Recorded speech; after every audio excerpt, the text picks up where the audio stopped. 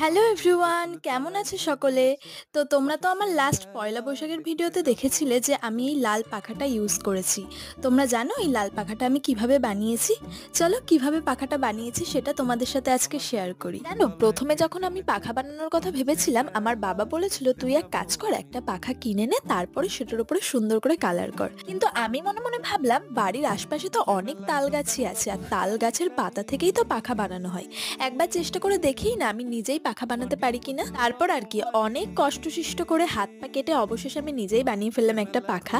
এখন এই পাখাতে রং করার পালা। প্রথমে আমি গোটা পাখাটাকে লাল রং করে নিয়েছিলাম, তারপরে হলুদ আর সাদা রং দিয়ে ইচ্ছা মতো ডিজাইন করে নিয়েছি। তোমরা তো এখন দেখছো এই কাজগুলো কত ইজিলি তাড়াতাড়ি হয়ে যাচ্ছে, কিন্তু জানো এই কাজটা করতে আমার গোটা 2 দিন সময় লেগেছিল। তারপর কালার করা হয়ে গেলে পাখার সাইডগুলোতে লাল ফিতে দিয়ে কুচি কুচি দিয়ে নিয়েছি। পাখাটা কেমন হয়েছে তোমরা সবাই কমেন্ট করে জানিও, ঠিক আছে?